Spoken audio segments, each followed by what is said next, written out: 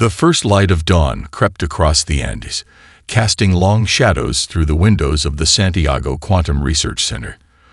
Dr. Elena Rodriguez stood motionless, her eyes fixed on a holographic display that pulsed with an intricate network of quantum signatures. Something was different.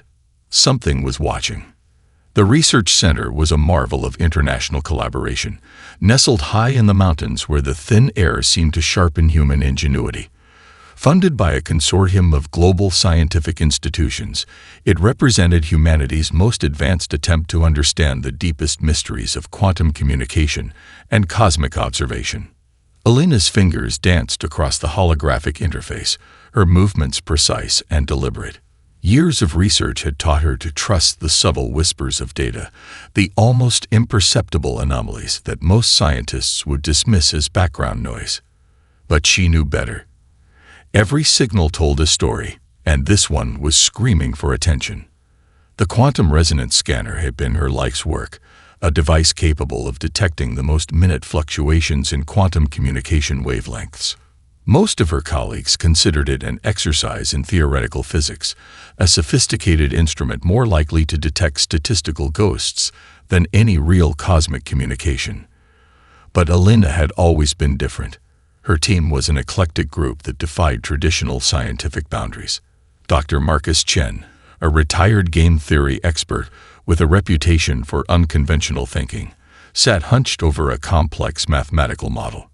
Beside him, Dr. Sofia Mkosi, a neuroscientist specializing in adaptive intelligence, analyzed brainwave patterns that might help decode any potential alien communication. "Look at this," Elena whispered, her voice cutting through the quiet hum of sophisticated equipment. The holographic display shifted, revealing a pattern that was both beautiful and deeply unsettling. Quantum signatures that should have been random instead showed an almost imperceptible structure, a complexity that suggested intentionality. It wasn't noise. It wasn't a malfunction. It was a signal. Marcus looked up, his eyes narrowing. "That's impossible," he muttered, but there was excitement beneath his skepticism. Sophia moved closer, her dark eyes scanning the data. "Not impossible," she corrected, "just unexpected." The signal was unlike anything they had ever seen. It didn't follow any known pattern of natural quantum communication. There was an intelligence behind it, cold, calculated, but unmistakably present. Something was observing Earth with a precision that sent a chill down Elena's spine. Her mind raced through the implications. Humanity had long speculated about extraterrestrial intelligence, but this was different. This wasn't a distant radio signal or a mathematical probability. This was a direct, intentional observation. The research center had been designed to be invisible to traditional monitoring systems. Located in a remote mountain region, shielded by advanced electromagnetic barriers, it was supposed to be a secret facility. Yet something had found them. Something had been watching. "We need to verify," Elena said, her voice steady despite the adrenaline coursing through her veins. Marcus, run a cross-referential analysis. Sophia, prepare a comprehensive communication protocol simulation. Their equipment represented the pinnacle of human technological achievement. Quantum computers that could perform calculations beyond the comprehension of traditional computing. Communication systems that could translate the most complex mathematical languages. But now, those systems were being challenged by a signal that defied all existing understanding. As the morning light intensified, casting long shadows across the research center, Elena realized they were on the precipice of something extraordinary. This was more than a scientific discovery. This was a moment that would define humanity's understanding of its place in the universe. The quantum resonance scanner continued to pulse, its holographic display a complex dance of light and possibility. Each second revealed more of the mysterious signal, a cosmic whisper that carried the weight of an impending revelation. Something was coming, and humanity was about to be tested in ways no one could have imagined. Elena Rodriguez smiled. Some would call it fear. She called it opportunity. The global communication network erupted in a symphony of chaos the moment the first transmission arrived. It wasn't a dramatic broadcast or a thunderous declaration of war. Instead, it was a precise, mathematically elegant message that appeared simultaneously on every advanced communication platform across the planet. Dr. Elena Rodriguez watched as the message decoded itself across multiple screens in the research center. Her team stood frozen, their collective breath suspended between scientific curiosity and mounting tension. The transmission was unlike any communication humanity had ever encountered. A complex lattice of quantum-encoded information that seemed to reshape itself with each passing microsecond. Dr. Marcus Chen was the first to break the silence. "It's a catalog," he said, his voice a mixture of awe and disbelief. "We're being categorized." The message was clinical in its precision. The extraterrestrial civilization, which identified itself as the Zarkon Collective, presented humanity with a stark assessment. Earth was a potential resource, a developing species with marginal technological capabilities. The transmission outlined humanity's current technological state with ruthless efficiency, potential for advancement, resource distribution, collective intelligence quotient, and most critically, a precise timeline for integration. 30 solar cycles. That was the period the Zarkon had allocated for humanity's voluntary assimilation into their cosmic infrastructure. World leaders struggled to comprehend the magnitude of the communication. Emergency sessions of the United Nations convened within hours, bringing together the most powerful nations and the most brilliant minds. Political boundaries that had seemed insurmountable mere hours ago now appeared embarrassingly trivial. "They don't see us as a threat," Sophie Nkosi observed, her analysis cutting through the panic. "We're a mathematical variable to them, a potential resource to be processed and integrated." The Zarkon transmission contained detailed schematics of their civilization, not as an act of transparency, but as a demonstration of their overwhelming technological superiority. Entire star systems appeared as intricate data points, civilizations reduced to computational nodes in a vast cosmic network. Humanity was barely a footnote in their grand design. Elena studied the transmission with a growing sense of excitement rather than fear.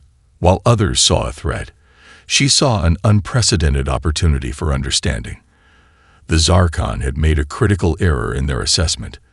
They had reduced humanity to a set of quantifiable metrics, completely overlooking the species' most powerful attribute: adaptability. In research facilities and government think tanks around the world, teams began dissecting the transmission. Every nation, every scientific institution, suddenly found themselves united by a single purpose. The traditional competitive nature of human scientific research dissolved, replaced by an unprecedented level of global collaboration. Dr. Chen's team developed specialized algorithms to parse the quantum-encoded message. They discovered subtle variations in the transmission, micro-patterns that suggested the Zarkon's communication was not as perfectly uniform as it first appeared. These were not just messages but complex computational probes designed to assess and categorize. "They're testing us," Elena realized.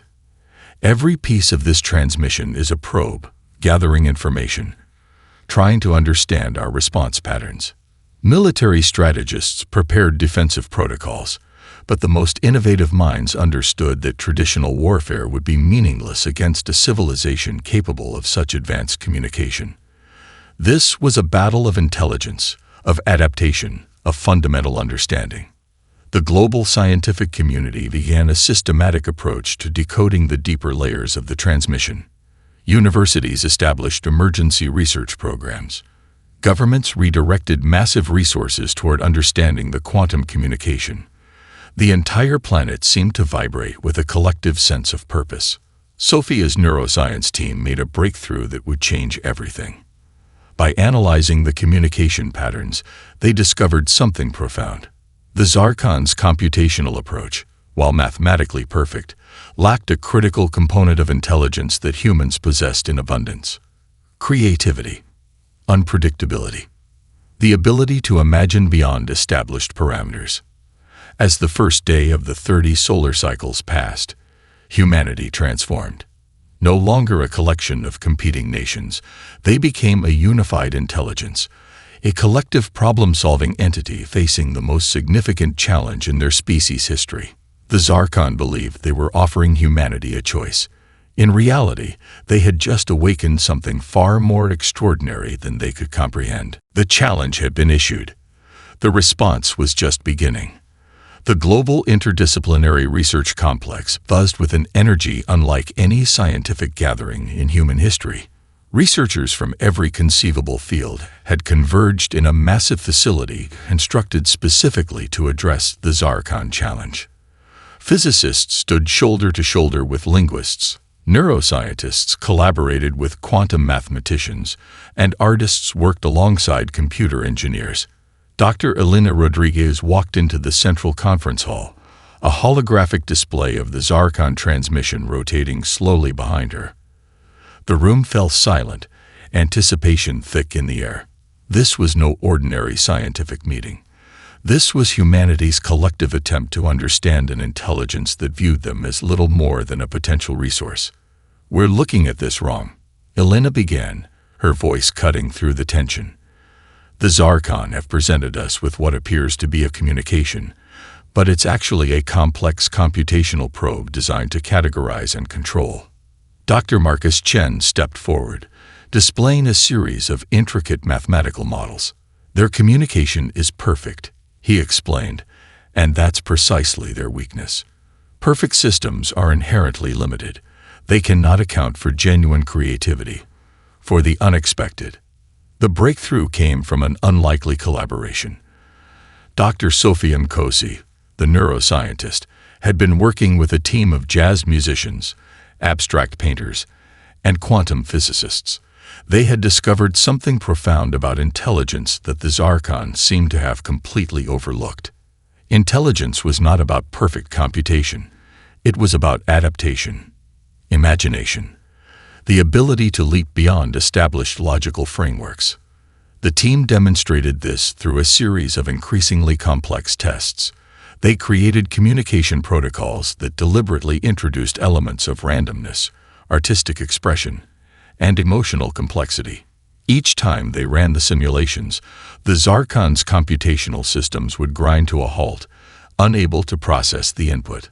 "Look at how they process information," Sofia explained, pointing to a holographic representation of the alien communication network. "It's a perfect hierarchical system. Every input has an expected output. But human communication doesn't work that way. We communicate through metaphor, through emotion, through creative leap." A young programmer named Diego Rodriguez, no relation to Elena, had been quietly working on something revolutionary. He had developed a communication algorithm based on the principles of improvisational jazz, a system that could change its fundamental structure mid-transmission, introducing elements of surprise and creativity that defied traditional computational logic. The research team realized they were uncovering something fundamental about intelligence itself.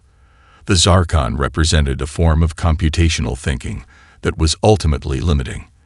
They could process vast amounts of information with perfect efficiency, but they had lost something crucial: the ability to imagine beyond their established parameters. "They've optimized themselves out of true intelligence," Elena remarked during one late-night strategy session. "True intelligence isn't about perfect computation. It's about adaptation. It's about the ability to face the unknown and create something entirely new." The global research effort began to shift. Instead of trying to match the Zarkon's technological capabilities, they started developing communication strategies that were deliberately unpredictable. Musical compositions became mathematical models. Abstract art transformed into communication protocols. Poetry was translated into quantum algorithms. Each breakthrough revealed more about the nature of the challenge. The Zarkon saw the universe as a problem to be solved, a system to be optimized. Humanity saw it as a mystery to be explored, a canvas of infinite possibilities. Dr. Chen's team developed a series of tests that proved their hypothesis. They created communication scenarios that required genuine creativity, problems that had no single correct solution. The Zarkon's computational systems consistently failed, unable to generate truly novel responses. "We're not just preparing a defense," Elena told the assembled researchers. "We're demonstrating a fundamentally different approach to intelligence. We're showing that the universe is far more complex than any single computational model can capture." As the 30 solar cycles began to unfold, humanity transformed. Research centers became crucibles of creativity. Every discipline, from quantum physics to interpretive dance, became a potential weapon in understanding and responding to the Zarkon challenge.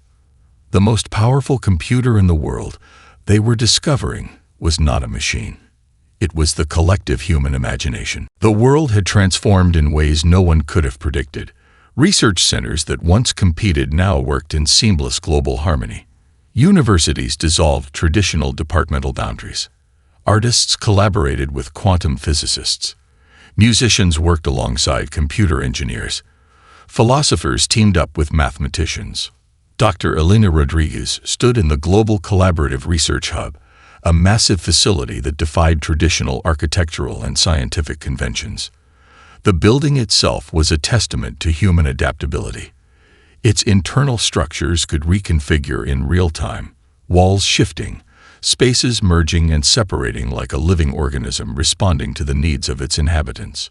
"We're not just developing a response," Elena explained to a group of international observers.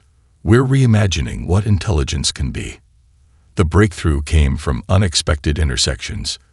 A team of street dancers developed movement algorithms that became key to understanding nonlinear communication patterns. Indigenous storytellers from various cultures provided insights into narrative structures that challenged linear thinking. Deaf linguists contributed revolutionary approaches to communication that went beyond verbal and written language. Dr. Marcus Chen's mathematical modeling team had discovered something extraordinary. By analyzing communication patterns from diverse human cultures, they realized that what the Zarkon saw as inefficiency was actually the most sophisticated adaptive system in the known universe. "Look at how a Brazilian samba school organizes itself," Marcus would explain, his fingers dancing across holographic displays. "Or how indigenous Australian communities make collective decisions. These are computational systems far more complex than any rigid algorithmic approach." The global response took shape as a multidimensional communication strategy. They weren't just preparing a defense, they were creating a completely new way of understanding intelligence and interaction. Diego Rodriguez, the young programmer who had earlier developed the improvisational communication algorithm, led a team that was developing adaptive communication protocols. These were living systems that could change their fundamental structure mid-transmission, introducing elements of creativity and unpredictability that would baffle any computational analysis. Dr. Sophie Mkosi's neuroscience team made a breakthrough that would change everything. They developed communication interfaces that incorporated emotional intelligence, contextual understanding, and creative problem-solving as fundamental components of information transfer. The Zarkons see information as a linear process, Sophia explained during a global broadcast. "We see it as a living, breathing ecosystem of understanding." Specialized training programs emerged worldwide. Schools and universities began teaching courses on adaptive thinking, creative problem-solving, and interdisciplinary collaboration. Children learned to see boundaries between disciplines as artificial constructs to be challenged, not respected. The military transformed its approach entirely. Instead of traditional defensive strategies, they developed adaptive response units that could reconfigure themselves instantly. Soldiers trained in creative thinking, cultural understanding, and rapid problem-solving became more valuable than those skilled in traditional combat. Global communication networks were rebuilt from the ground up. Instead of hierarchical systems, they became organic, self-adapting networks that could route information through unexpected paths. A message might travel through art, music, mathematical equations, or physical movement, whatever path proved most effective. Cultural institutions became critical to the global response. Museums transformed into research centers. Art galleries became communication laboratories. Every human creative endeavor was now seen as a potential tool for understanding and responding to the cosmic challenge. "We are writing a new language," Elena told a group of young researchers. A language of possibility. A language that cannot be predicted or controlled. The 30 solar cycles were no longer a countdown to potential destruction. They had become a period of unprecedented human transformation. Every day brought new discoveries, new ways of thinking, new approaches to understanding the universe. The Zarkon had presented humanity with a challenge, but they had fundamentally misunderstood the nature of human intelligence. What they saw as a simple computational problem was actually an invitation to reimagine the very concept of intelligence. Humanity was not preparing for a conflict. Humanity was evolving. The first Zarkon ships appeared at the edge of the solar system without fanfare. No dramatic light shows, no thunderous announcements. They simply materialized. Massive constructs of geometric precision that defied human understanding of physics and space travel. Dr. Elena Rodriguez watched from the Global Observation Center as the massive holographic displays tracked the alien approach. The room buzzed with a combination of scientific anticipation and collective human determination.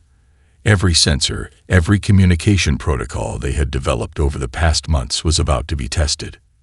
"They're scanning," Dr. Marcus Chen announced, his fingers dancing across multiple holographic interfaces, but not in any way we've seen before. The alien vessels moved with a mathematical precision that was both beautiful and terrifying.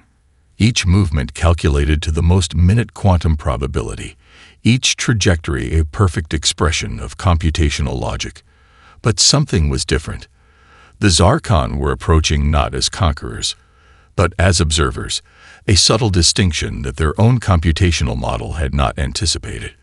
Global defense systems came to life, but not in the way anyone had expected. Instead of traditional weapons, cities transformed. Infrastructure became fluid, adaptive. Buildings could reconfigure in moments. Communication networks could reroute instantaneously. Entire urban landscapes could shift like living organisms. Diego Rodriguez, the young programmer who had developed the improvisational communication algorithms, led a team that had prepared something extraordinary. As the Zarkon ships began their initial probing sequences, human communication networks responded with a living, breathing system of information that defied all traditional computational analysis. "It's not about blocking their signals," Diego explained to the observation team. "It's about creating a communication environment they cannot comprehend." The first contact was nothing like anyone had imagined.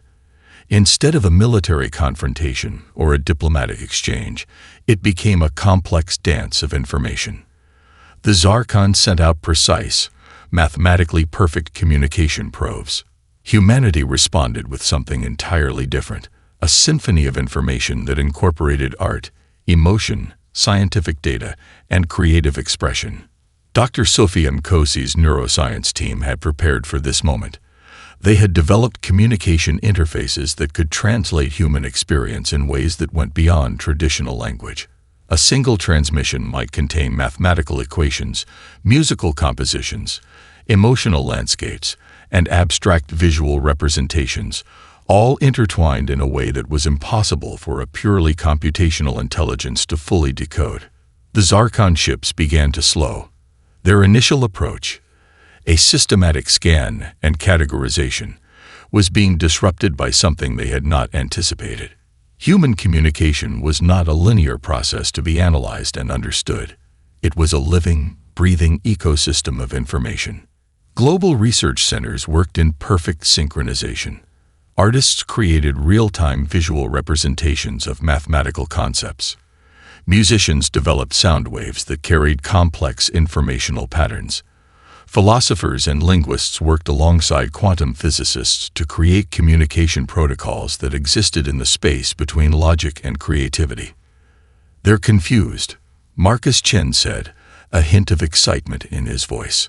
"Our response doesn't fit any of their predictive models." The alien vessels began to cluster, their perfect geometric formations becoming slightly less precise. For the first time, something resembling uncertainty entered their computational approach. Humanity had prepared not for a war, but for a conversation.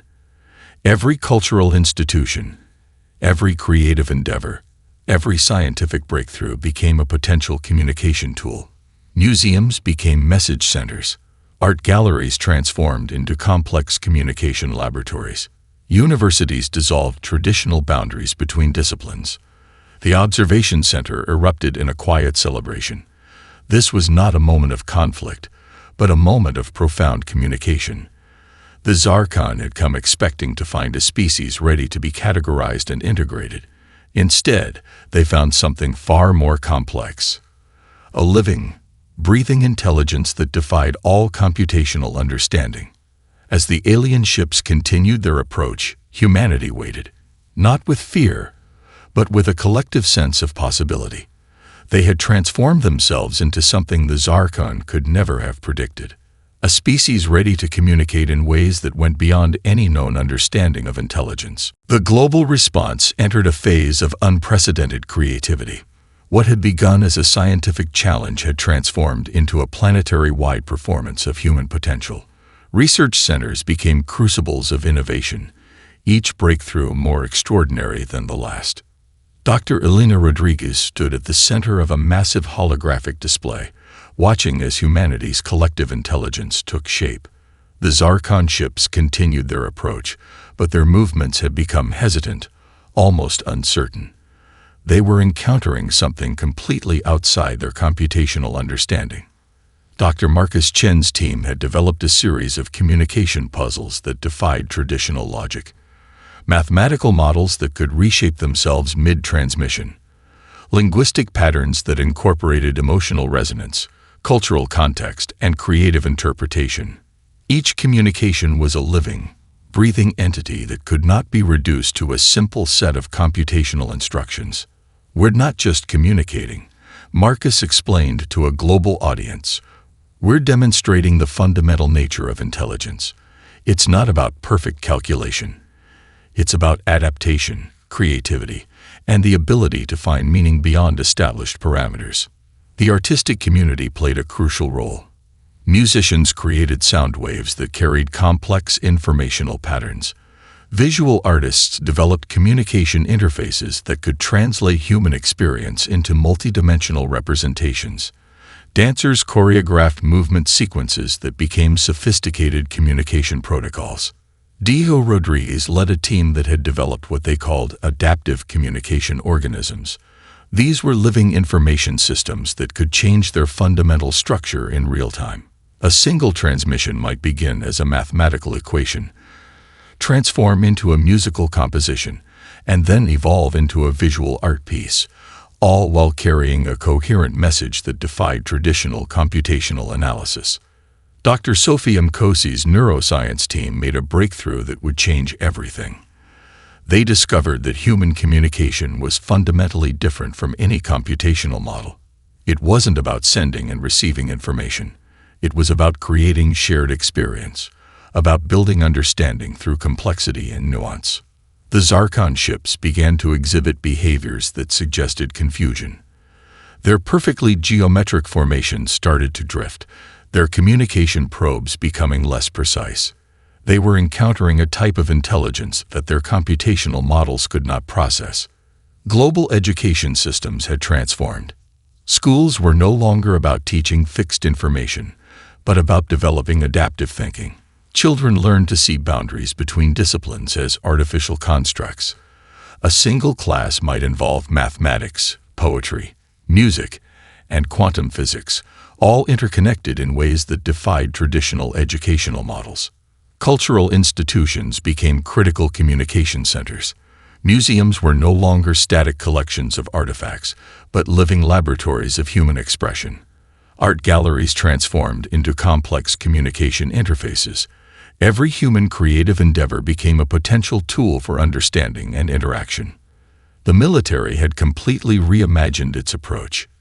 Defensive units were now adaptive teams trained in creative problem-solving, cultural understanding, and interdisciplinary collaboration. Traditional weapons were replaced by communication technologies that could disrupt computational systems through creative complexity. "We are writing a new language," Elena told a group of young researchers. "A language of possibility. A language that cannot be predicted or controlled." The 30 solar cycles were no longer a countdown to potential destruction. They had become a period of unprecedented human transformation. Each day brought new discoveries, new ways of thinking, new approaches to understanding the universe. The Zarkon had presented humanity with a challenge, but they had fundamentally misunderstood the nature of human intelligence. What they saw as a simple computational problem was actually an invitation to reimagine the very concept of intelligence. Global communication networks became living, breathing ecosystems. Information could travel through art, music, mathematical equations, or physical movement.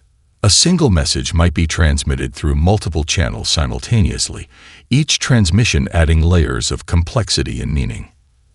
As the alien ships continued their approach, humanity waited, not with fear, but with a collective sense of possibility. They had transformed themselves into something the Zarkon could never have predicted.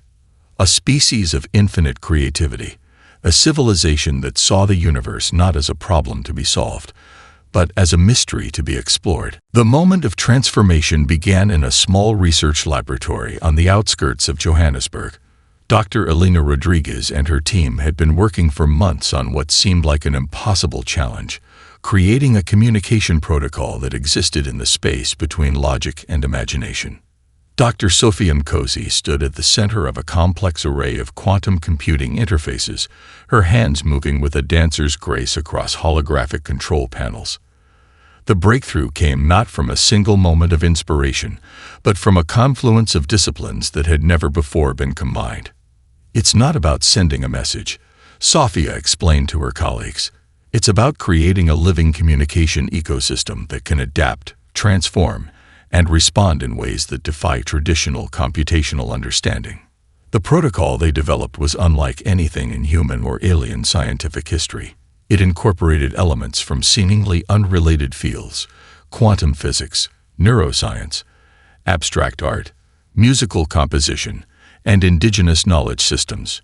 Each transmission was a complex, multidimensional experience that could not be reduced to simple information transfer. Dr. Marcus Chen's mathematical modeling revealed the true genius of their approach.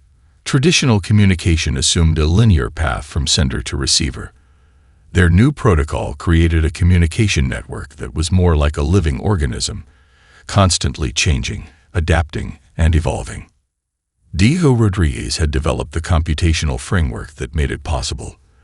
The communication interface could reshape itself mid-transmission, introducing elements of creativity, emotional resonance, and contextual understanding that went far beyond any known computational model. As the Zarkon ships continued their approach, humanity unleashed its most sophisticated communication strategy. The first transmission was a masterpiece of interdisciplinary complexity, a mathematical equation that transformed into a musical composition, a visual representation that could be simultaneously interpreted as a scientific diagram, a work of art, and a complex emotional landscape. The global research effort had prepared for this moment. Every cultural institution, every educational system, every creative endeavor had been reimagined as a potential communication tool. Museums became message centers. Universities dissolved traditional disciplinary boundaries. Art galleries transformed into complex communication laboratories. The Zarkon ships began to exhibit unprecedented behavior. Their perfect geometric formations started to destabilize.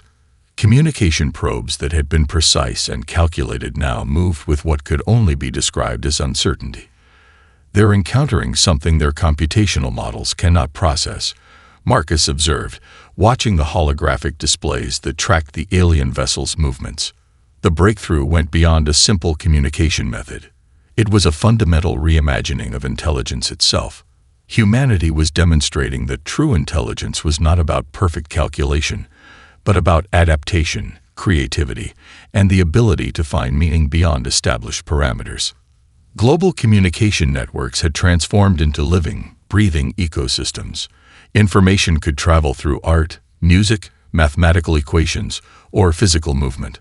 A single message might be transmitted through multiple channels simultaneously, each transmission adding layers of complexity and meaning. Elena watched as the transmission went out, a complex symphony of human potential. Mathematical equations danced with musical compositions. Visual art merged with scientific diagrams. Emotional landscapes intertwined with quantum probability models. The Zarkon had come expecting to find a species ready to be categorized and integrated. Instead, they found something far more complex, a living, breathing intelligence that defied all computational understanding.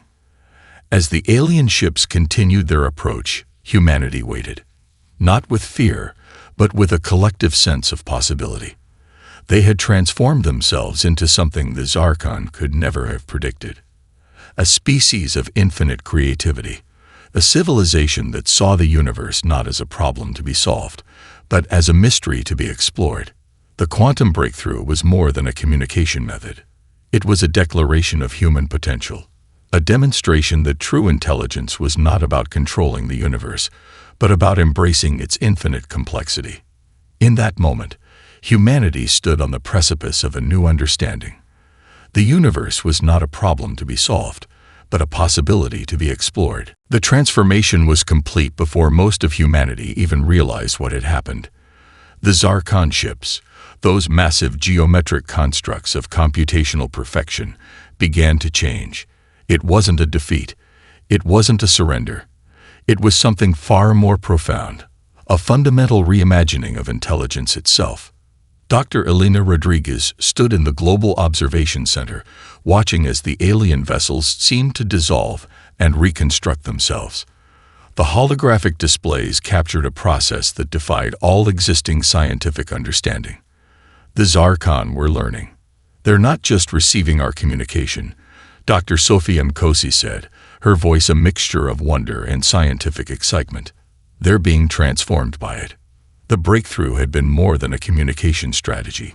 It was a complete paradigm shift in understanding intelligence, consciousness, and the nature of existence. Humanity had not conquered the Zarkon. They had invited them to see the universe differently. Dr. Marcus Chen's mathematical model showed something extraordinary. The communication protocol developed by the human research team was not just a method of information transfer. It was a living, adaptive system that could fundamentally reshape computational understanding. Global communication networks buzzed with a sense of collective achievement. This was not a victory of one species over another. It was a moment of cosmic understanding. The Zarkon vessels began to modify themselves. Their perfect geometric shapes became more fluid, more adaptive. The rigid computational structures that had defined their existence started to incorporate elements of creativity, unpredictability, and emotional complexity. Diego Rodriguez and his team of researchers watched in awe as the alien communication systems began to change. The mathematical precision that had once defined the Zarkon was being replaced by something far more complex, a form of intelligence that could imagine, create, and adapt. Universities around the world began to receive transmissions from the Zarkon, but these were not the clinical, precise communications of before. They were complex, multidimensional experiences that incorporated art, emotion, scientific discovery, and philosophical exploration. The 30 solar cycles that had once seemed like a countdown to potential destruction had become a period of unprecedented cosmic transformation. Humanity had not just survived. They had fundamentally changed the understanding of intelligence in the universe. Cultural institutions became centers of cosmic communication. Museums displayed transmissions from the Zarkon that were works of art, scientific discovery, and philosophical exploration. Art galleries became living laboratories of interspecies understanding. "We've done something extraordinary," Elena told a global audience. "We've demonstrated that intelligence is not about perfect calculation. It's about the ability to imagine, to create, to see beyond established boundaries." The global research effort had prepared humanity for this moment. Every educational system, every creative endeavor, every scientific breakthrough had been reimagined as a potential tool for cosmic understanding. The Zarkon ships began to integrate with human communication networks, not as conquerors, not as resources to be harvested, but as partners in a cosmic exploration of intelligence and possibility. Scientific outposts around the solar system began to receive transmissions that challenged everything humanity knew about the universe. The Zarkon were sharing knowledge, but not in a linear computational way. These were living knowledge systems that could be experienced, explored, and reimagined. Diego Rodriguez discovered that the Zarkon communication networks were now incorporating human creativity in ways that went far beyond simple information transfer. They were learning to imagine, to create, to see the universe as a mystery to be explored rather than a problem to be solved. The military had transformed from a defensive force to a collaborative exploration team.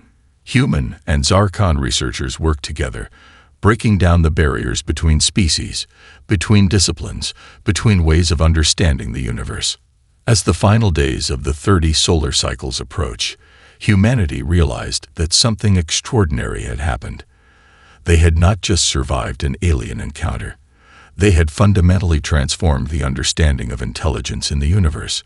The Zarkon ships that had once seemed like a threat now orbited the solar system as symbols of possibility, a testament to the power of creativity, adaptability, and the infinite potential of intelligence. In the end, humanity had done something far more profound than defend themselves.